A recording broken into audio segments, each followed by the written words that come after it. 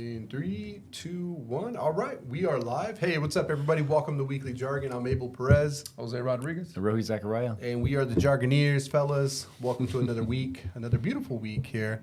Fair week here in Madera. It is. And Tower of Power. With Tower of Power and the Ferris wheel comes every year the heat. So again, we got 100 triple digits. So dress warm out there, but modestly. You don't have to show us all the goods, but definitely want to dress not dress warm, dress just cool. Cool. Get prepared for that hot weather out there. But no, the fair is always a great time, fellas. I enjoy it. It's almost like a high school reunion. Prior job reunion. I mean, you're just going to see everybody that you've ever known from Madera there, which I think is kind of cool coming from a small town like this. So, you guys enjoy it? Frankly, when I go out there, I make sure that I'm just to the point. If there's some type of gathering, then I'm not saying hi to nobody. I'm just to the point.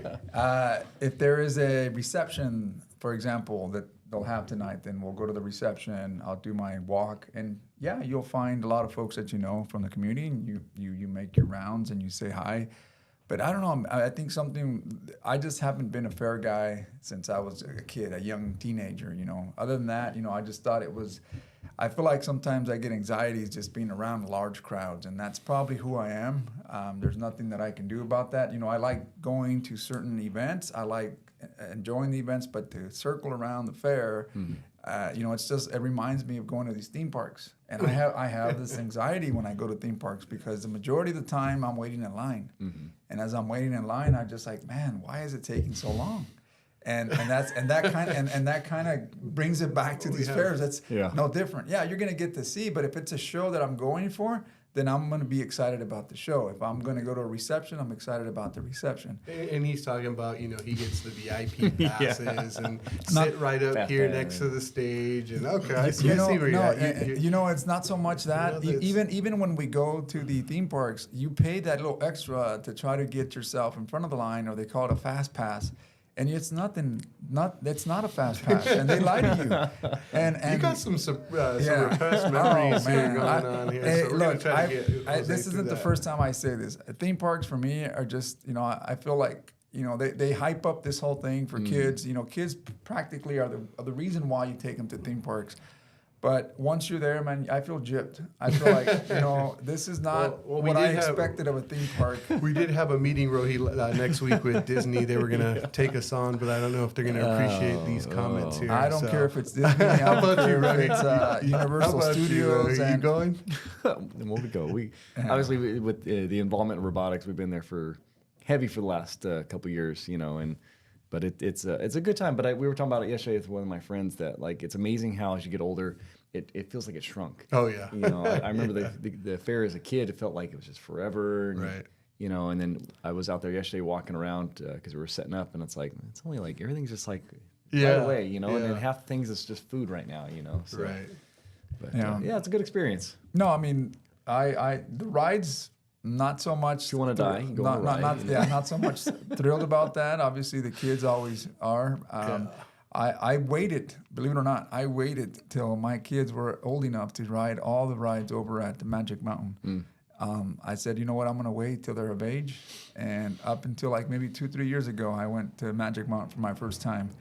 And I'll tell you what, man, the thrill was there in certain rides, but the expectations are certainly not what I want. Again, this is just me. We're going to go ahead and move on from this topic. Venting on these theme parks. Sour on rides. So we're not getting a theme park in Madera. That's what you're saying. Well, no. But I'm saying, hey, look, the Madera District Fair, it offers more than rides. There's a lot more. There's 4-H. There's people showing their animals. There's a lot more things. Exhibit halls. There's so much more than rides. But I mean, like you said, I think it's a good opportunity to take the family out there. High school reunion again for some. For others, there's something for everybody at the fair. Correct. That's for sure. Food, you have it all. If you catch yourself there Saturday night, catch me at the Madera Evening Lions beer booth. I'll be serving up some alcoholic beverages. I'll also have some waters for the designated drivers, so feel free to stop by our booth, say hello, and there you take go. a picture with me. I'll mention the show and I'll take a picture with you. How about that? Well, you know, fellas, as you know, as excited as I am, not so much Jose, but excited as I am, maybe Rohi too, for the fair and all the festivities this weekend. You know, this week, well, unfortunately, we were, you know, the nation was, it had headlines that aren't, you know, seem to be a common occurrence, right? Where there was a school shooting at a high school, and unfortunately, there were some casualties, and there were several individuals who were hurt. And you know, as I'm kind of reading through different articles, you know, they had various statements from a lot of the students who were there, and you know, one girl who sat next to him, in the shooter in math class, he leaves early.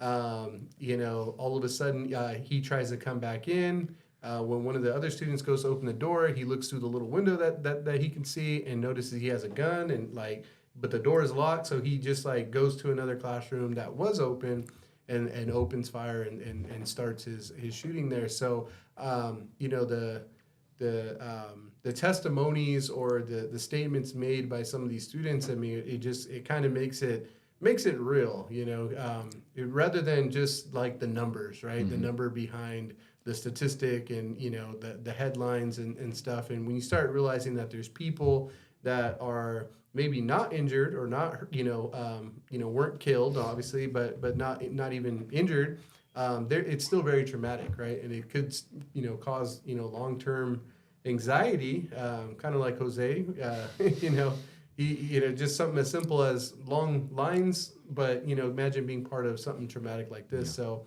first, I just want to extend my, you know, my condolences to those who lost their lives and the families who are now suffering greatly because of this tragic event. But, you know, fellas, what's going on here?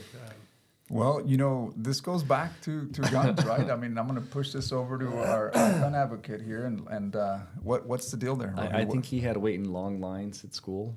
And, is that what it was? You know, maybe he felt anxiety. He just went to Disneyland, probably was upset, you know. Yeah, so. It could be. It could be. No, I mean, obviously, you know, with the business, you dread these kind of headlines, but, you know, what I always go back to, and I hate to say that, is whenever you have a child that's doing this, I still go back to what we always try to push, which is a law. Well, the law is this kid couldn't buy a gun. It was not his gun.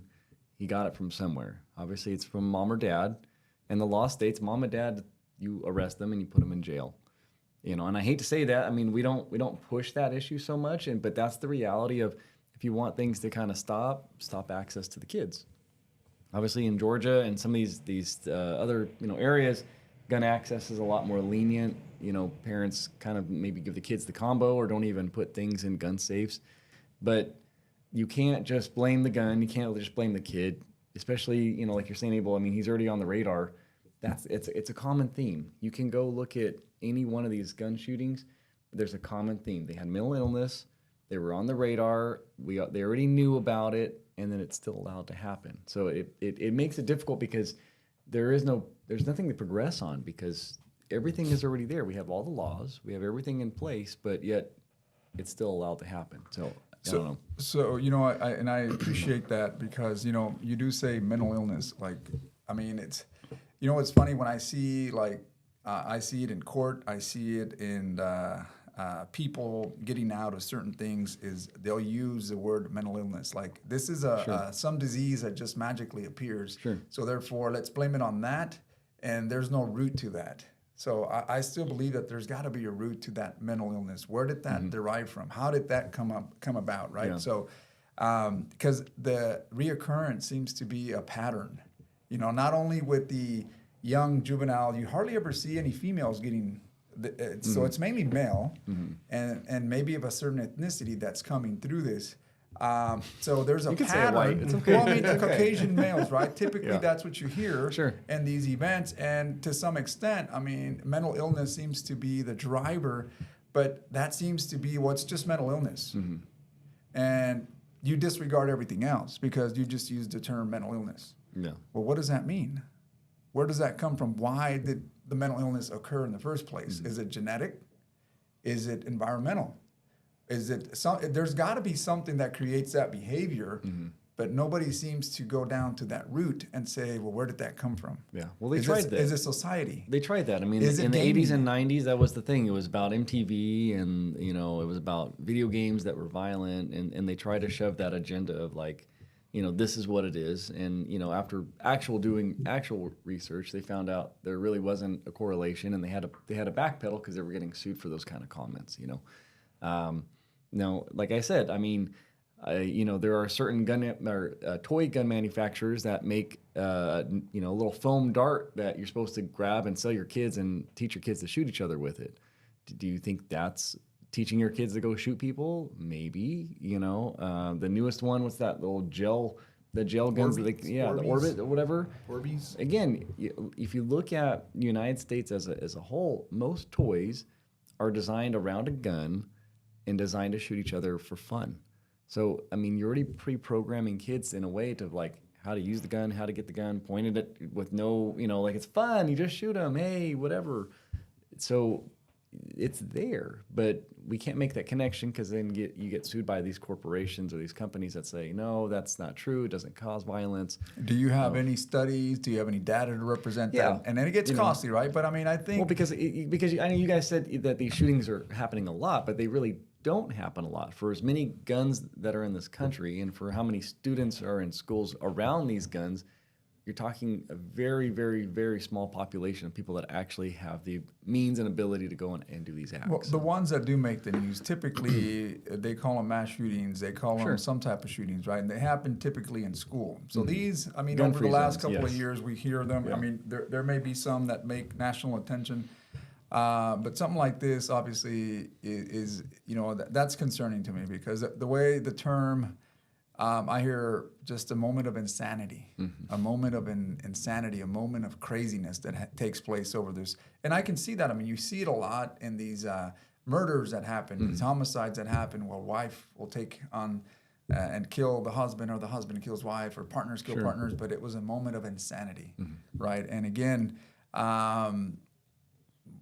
could this kid or child been pushed to a certain moment of insanity or the mental illness that we all want to call, and what drove it, right? I mean, there's going to be some cues as to, hey, this guy already had issues, but what did that Yeah, come but I from? mean, with this case, I mean, he didn't die. He gave up, so he's going to go to court, and that's when a lot of that stuff's going to come out. You know, I think again, like I've told you guys, the problem with that is as soon as it comes out, because it comes out every time that it's a known issue, this person was on the radar, it'll be a lot harder for you to find that information because there's not going to be the news coverage because again, they don't want to cover that. They want to cover that it was just a normal guy.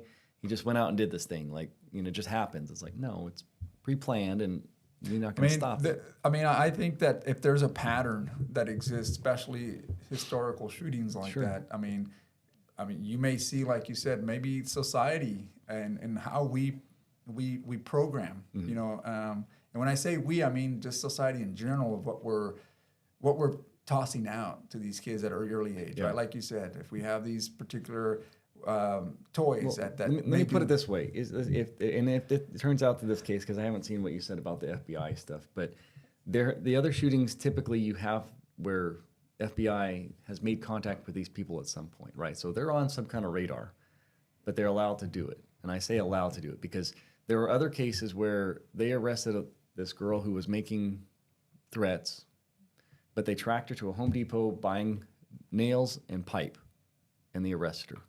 So they had enough information to track her to say, hey, we got her. We know she's got the means, and she just went and bought the material.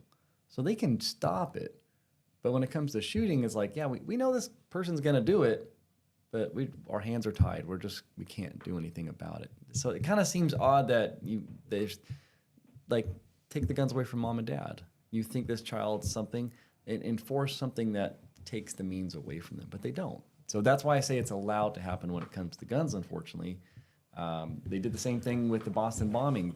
There was the attempted second bombing by a kid that had a mental illness. The FBI propped him up. They catfished him, okay? Propped him up, gave him a fake bomb, and then went arrested when he tried to, and now the parents are suing him because they said the government is the one that propped it up. So when you think that's not possible to say, can our government allow these shootings because they want them to happen? Maybe. Here's a question. So social media, for example, and I know that if I'm looking at something on the social media reels and I'm looking at something for a period of time, probably makes an impression. Probably says, hey, this guy's been looking at this for over 10, Sure. 15 seconds. So that means there may be something of interest. So let's start pushing some content over. So I'm assuming kids that are probably on these social media apps, and I'm not blaming social media for whatever. I'm just thinking of how these algorithms work to push certain content, right? And I'm strictly just looking at guns. You know, I'm looking at certain things that happen in other countries and what have you.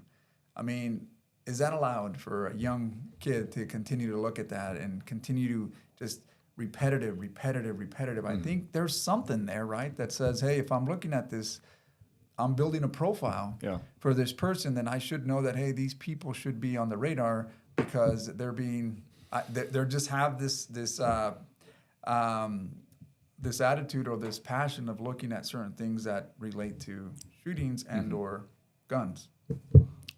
They're establishing an appetite for it. An appetite. Thank you. You know, there's a you had said, is it just your surroundings, or is it a matter of a condition of how those individuals live?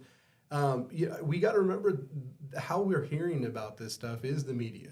You know, and so the media, it does have an agenda. They have an obligation to sell clicks and sell, before it was sell newspapers, right? But now it's clicks. They want you viewing their stuff. And so, the fact is this is considered a mass shooting. A mass shooting is defined by 4 persons or more being hurt by guns, utilizing a gun. And the reality is, in 2024, the United States has had 385 mass shootings. And so we haven't heard about all 385, right?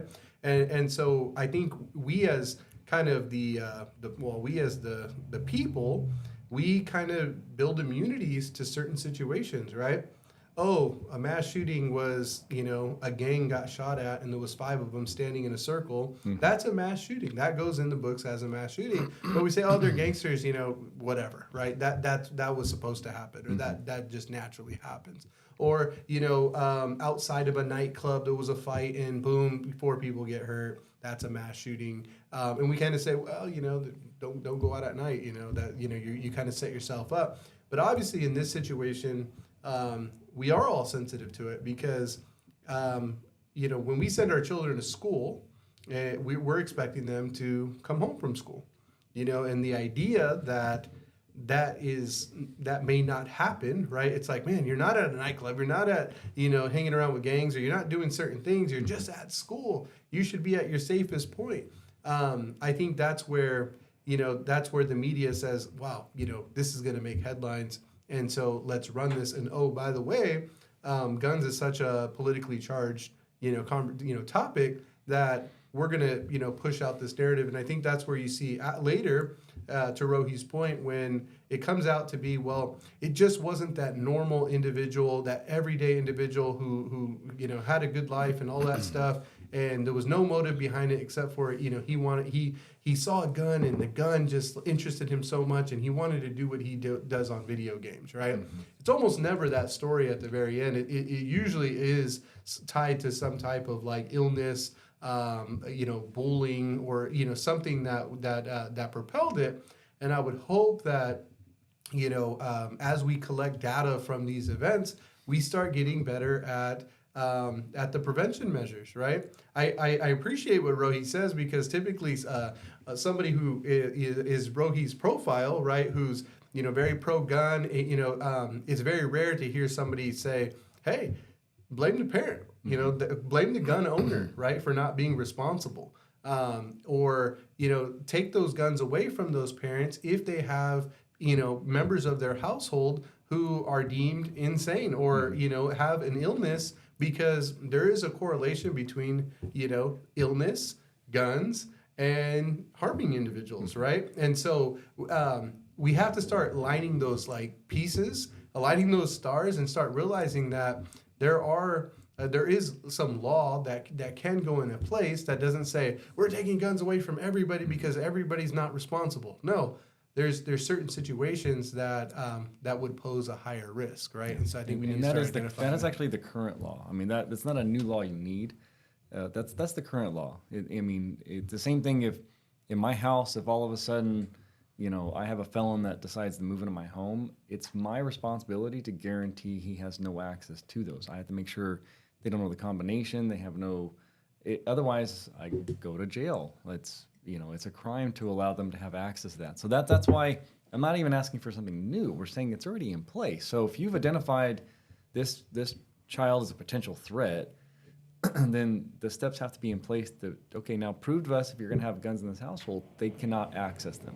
right. And how is that being done? And if not, then the guns go away. Would you guys say that, or how do you guys feel about, the fact that, mental illness comes in all shapes and sizes, or all different forms, right? And I'm not trying to single out a specific one and saying this is the one that, results in these type of actions, but any of these mental illness, I mean, you see the T-shirts, the sweaters, mental health awareness, right? And so sometimes, and we've talked about this on this show before, sometimes it could just be stress. It could be, moments of weakness where you feel like there are no other options. There is no other opportunity, right? And we were correlating that with more of like a suicide, a reaction. But in this case, it's almost like, it almost seems to be similar to that, right? Well, you know what? I'm done with it. I'm just gonna do the extreme, and I'm gonna harm people on my way to maybe being harmed myself, and then it'll all be over, right? And so I guess my question is, do you think we're as a society still we're still tiptoeing around the idea that mental health needs to be taken seriously? If a child is diagnosed with some type of mental health, I can see as a parent wanting our child to be, have all the rights and freedoms as everybody else, and not want to be treated differently. It may skew our, our decision making when it comes to what we're going to allow that individual to have access to or not, right? What do you guys think? Well, I mean, what's funny is that a lot of these shootings happen is at public schools. Mm-hmm. Gun-free zones. Well, I mean, are they public schools? Yeah. Okay, so I don't hear much happening in these private institutions, but mainly in public schools, right? So I mean, that'd be the first thing I'd look at. Why public schools more than any other area, right? Well, typically public schools have more accommodations for individuals with disabilities. Yeah. Including mental disabilities. Okay, and that's a good point, right? So, and then in looking in that, then I would even take it a step further. Is you have what are the areas that surround these schools, right? I mean, what are they confined to, right? I mean, if I was to do an experiment, I want to isolate any group, and then only like you said, I like the word program, and start feeding only certain things, not only from media, whether it's gaming, maybe food, diet, whatever the case may be, and just watch to see what kind of outcomes I would get from that, right? Sure. So I think today we do have that isolation, but it's confined by, really invisible boundaries. And I think it's because of what our resources how far you can go with your resources, right? I can't really go out to San Francisco every day unless I had to work out there because it's cost money for me to get out there. So I'm confined to a certain zone. Right, and then within that zone, I'm exposed to whatever the environment gives me. Right, could be the quality of air, could be the quality of water, could be whatever I eat around here, whatever my dollar can stretch out to get. Right, so I am confined within those pockets of isolation because of my resources. I only have so much access to it, and then you can feed whatever you want into it, media, in school, and programs, and whatever that. Essentially, something's gonna come out of that. Something's going to come out of that exposure to these particular elements. And in some cases, it could lead to some mental illness. Mm-hmm. We just don't know how to pinpoint it, or at least it hasn't been discussed enough to pinpoint what exactly is driving this particular profile. Yeah, well, and that's why I keep saying. I mean, it would be an opportunity for most people, which you don't get, is to go to the hospitals and because again, that was our contract. We watch over the mental health patients that would come in, and over the years you would see, most of it was, like you said, stress of daily life, but a lot of it was drug use. A lot of it was malnutrition. You know, it was amazing to see how people were just potassium deficient, and they literally just give them a potassium shot, and they went from off the walls to normal. You know, so when you talk about kids and you have just even that minimal understanding, you say, okay, stress of life, but then the fact that they're not even eating right, that's enough to send your kid crazy. You know. But Because again, I'm sure right now kids are not getting the most healthy diets when we talk about processed foods and what they're eating and what they're not eating. No vegetables, none of that. That's enough to send you off the rails. and maybe certain preservatives or chemicals that are in the I don't call them chemicals and preservatives, Sure. right? And they have some synthetic chemicals that preserve food. And we don't know if those things. And again, this isn't a Sure. link to that. I'm not trying to No. get away from it, but I'm just Yeah. talking about exactly what I said. You Yeah. feed certain things to it, and then you wait and see until something starts happening, and you start seeing this reoccurrence happen over and over and over. Yeah. Now, it's not necessarily gun shootings, but it could be other mental illnesses that derive from, like you said, malnutrition. It could be a poverty, could be stress, could be, hey, I have no lack of resources to be able to get me to a point where I feel validated, or I mean, whatever the case may But be. the point is, I mean, if you go and you because again, you're sitting with these people, and for one, you'll see the repetitiveness. That person will be back into the system every week or two, right? Because there's not enough help anymore to say, okay, you have a mental illness. Here's how to treat it. Because all they're coming to the hospital for is medical treatment. They're not getting any mental treatment. They're just coming in because they have to. They have to medically treat them, and then they try to find them somewhere, and there is nowhere because they're mostly full. But most of the treatment, anyways, is here's a pill. It's gonna make you feel better, and then they get on that pill, and they'll do okay for a while until they stop taking it, and then it repeats again, and sometimes even worse because now once you've removed that pill, the side of now they're gonna go into more depression and more anxiety, more whatever they had. So now you take it into the kid realm, we started seeing kids becoming more patients, and you look at it and you go like, you're a normal looking kid, you don't look crazy, and it's stress of life, stress of school, there was part of that, and some of it was just for attention. They're not getting attention from mom and dad or from their friends or whatever they're not getting attention from, but they know if they say, I'm gonna hurt myself, right away we're gonna put you into the hospital. We're going to have somebody sit with you. You're going to have a counselor. We're going to give you maybe some medication to help you feel better. Who wouldn't want to do that? Not realizing that later on down the road, you got Dean 5150. Now your life is going to be a little different. You know? Well, it's the fear of being diagnosed. I think we have that, and it's the fear of being different. The fear of, well, if I'm diagnosed, then I lose rights. Mm-hmm. I lose freedoms, and as parents, I think we know that as well. I mean, I know individuals who are alcoholics, Mm-hmm. and while they're drinking, you wouldn't ever. They're not like the stereotypical alcoholic where they're raging out, sweating, dirty, and no, they're clean, they're good. Functional. It's like, I didn't even realize you were an alcoholic. I didn't. You're not sitting walking around with a bottle. It looks like you're casually drinking just like everybody else. But when everybody else goes home, they continue to drink, right? And it just doesn't stop, right? But they're very functional.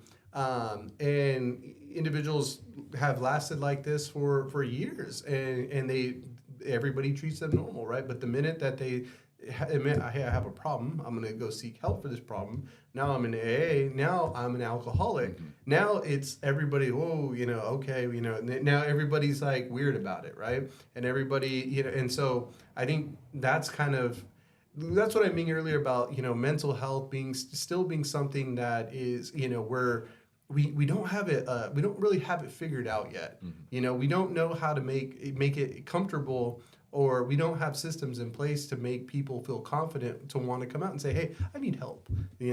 As a parent, it's like walking a tightrope. You don't know if your kid actually is, mentally ill or has, psychological, issues, or if they're just being a baby, and that, I say that term because that's, growing up, that's what we said, is quit being a baby, man up, right? If you're male, unfortunately, that was it, right? Dude, you're being too dramatic. You're being a sissy. All these things, and it's like, okay, just basically get over it, right? Well, as mental health becomes more and more, of a thing, and we're starting to understand it more. It's like, okay, well, I don't want, as a parent, I don't want to tell my kid, hey, man up. And then he's like, dude, that was my last, like, that was my last arm reached out for help. And then you have to live with that for the rest of your life, right? So I think, as a society, we have a lot of work to do when it comes to creating, these structures, especially for our children. We want them to understand that, man, we, like, it's always like, the kids at school, they need a little bit of help, right? And then right away we isolate them, right? And the kids will tell you, oh, they're in SPED, the special education, and you're SPED, and it becomes something that you're like ridiculed for. And it's like, dude, like, damn, like I do need a little bit extra help because like I can't focus with the big giant classroom. But like I don't like it's not worth it to like get that extra attention if the rest of my life outside the classroom is going to be like, I'm just going to be treated differently, and just treated like. Yeah, and I agree with that. And to your point regarding the sorting, it's almost like you're sorting out certain things, right? If you go through these exams or assessments, you'll be able to determine that this kid may need additional resources to get him to a certain level. But we fail to realize that not every child is the same. They come from thousands of traits or millions of traits. You don't study the behavioral biology behind that. So now, given that there's all these traits for every individual, and then you put them in a confined space of just these assorted, only these special pockets of where you fit in, well, shit, there's millions of traits, but you only have 4 categories. So we like to categorize kids through education systems, and we like to sort them like lemons and oranges. Well, you move on because you get it. You're proficient. You don't move on because you're not. Yeah. So therefore, you need maybe an individual education plan that's going to assist you. But, I mean, there's certain ways. In public school, I think, it's easier for us to diagnose someone and say, hey, you have these deficiencies, therefore maybe this pill will work for you. Mm-hmm. I mean, we don't know the long-lasting consequences. We just know that right now it'll make you feel better. Yeah. Right? It's an industry. It's capitalism at its best. You're providing the temporary solution to an existing problem that maybe never ends. Because what happens? You can't pill them to death. At what point will that person understand that, hey, it's something from your traits, it's something from your biology with this environment that you have that's changed the way you look at things, that's making you feel this way. See, we don't go into those details. We just call it's a simple term. It's called mental illness. Mm-hmm. Well, shit, man, I don't like that term mental illness without really going deeper. Yeah. And again, this is my opinion of what I observe. It's not necessarily something that's data driven, but there is studies out there that show that these traits, given these circumstances and these environments, can potentially, you can almost identify the profile based on that. Yeah, I agree. The term mental illness is too broad of a term because, if we're saying, these shooters or, these killers they have mental illness, I might be the guy who's a functioning alcoholic and I'm being told I have mental illness because but it's like, but I would never shoot. I don't ever have those thoughts. I don't ever have those desires. So don't put me in the same category as, somebody who's doing these awful things, right? I just like to drink alcohol and I'm harming myself, there's probably potential for me to accidentally do it, but I'm not doing it with like malice and like looking down the crosshairs and like pulling triggers. And so that's where I think society that's where we need to put it, put a title on that. What does that mean? It's not just mental illness. What was happening with this? What are we calling it? Because it isn't fair to the person with, something like alcoholism or autism or, in any of these, becoming very common illnesses where it's like, but those individuals, they have that quote unquote mental illness, but they're still functioning members of society. They're still not a threat to society. So don't put me in the same bucket, like you were saying. Don't sort me with the same bucket as somebody who's doing that craziness, because they're different. They're different. They're not me. Yeah. They're actually crazy. I just have a deficiency in you may exhibit addictive behaviors that is something totally different, right? And at the end of the day, we have a lot of hormone disruptors. We don't know. I mean, how hormones make you feel, right? I mean, if you are lacking some deficiency somewhere, you're deficient in some type of vitamin or mineral or something. I don't know. Maybe it works different. You may,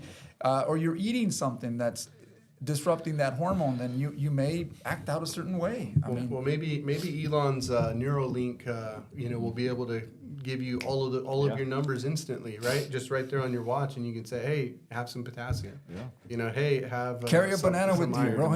Tell you. Hey, but as that's how we diagnose everything else, right? Our computers, our cars, everything that we use has gauges on it, right? And it'll tell you and alert you when you're deficient. Yeah. And if there's deficiencies, there's going to be a repercussion, right? If there's symptoms, or there's going to be symptoms based off of those deficiencies, and that's usually your car's, driving rough, or your AC's not blowing cold, or whatever, right? And so I think as medicine and engineering start to really start to merge, I think you might see that. It's not far fetched. I like what you said, but here's the thing. Now, who's to say that hey, I got paid a lot of money from the Dole company or some fruit company to say, hey, we need to push bananas this next quarter.